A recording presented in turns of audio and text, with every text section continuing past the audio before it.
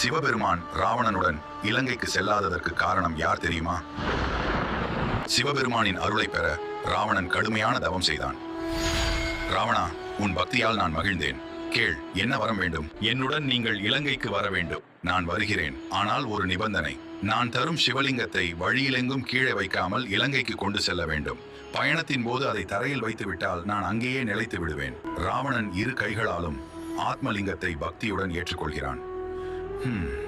ஆத்மலிங்கம் இலங்கைக்கு சென்றால் ராவணனை யாராலும் வெல்ல முடியாது என்று தேவர்கள் அஞ்சினர். அதனால் அவர்கள் விநாயகரிடம் உதவி கேட்டனர். கவலைப்படாதீர்கள், சரியான நேரத்தில் நான் உதவுவேன். ராவணன் ஆத்மலிங்கத்துடன் பயணம் செய்தான். மாலை சந்தியாவந்தனம் செய்ய வேண்டிய நேரம் வந்தது. அங்கிருந்த இளைஞரிடம் அதை பிடித்துக் கொள்ள கேட்டான். இளைஞர் வேறு யாரும் அல்ல, விநாயகர் தான். நான் 3 முறை மட்டுமே அழைப்பேன். வராவிட்டால் இதை கீழே வைத்து விடுவேன். ராவணன் சந்தியாவந்தனத்தில் இருந்தான். அந்த இளைஞர் 3 முறை ராவணனை அழைத்தான்.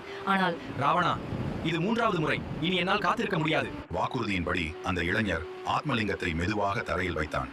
அந்த நொடியில் அது பூமியுடன் ஒன்றாக நிலைத்துவிட்டது. இனி இதை யாராலும் அசைக்க முடியாது. ராவணன் வேகமாக ஓடி வந்து ஆத்மலிங்கத்தை எடுக்க முயன்றான். தனது முழு பலத்தையும் பயன்படுத்தியும் அதை அசைக்க முடியவில்லை.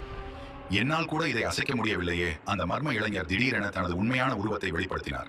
அவர் வேறு யாருமல்ல, விநாயக பெருமானே. இது தர்மத்தை நிலைநிறுத்தவே நடந்தது. ஆத்மலிங்கம் நிலைத்த அந்த இடமே கோகர்ணம் என்ற புனித தலமாக மாறியது. தேவர்கள் அனைவரும் மகிழ்ச்சி அடைந்து சிவபெருமானையும் விநாயகரையும் வணங்கினர். ஹர ஹர மகாதேவ! இது சிவபெருமானின் திருவிளையாடல் என்பதை உணர்ந்த ராவணன் தனது அகங்காரத்தை விட்டுவிட்டு ஆத்மலிங்கத்தை பக்தியுடன் வணங்கினான்.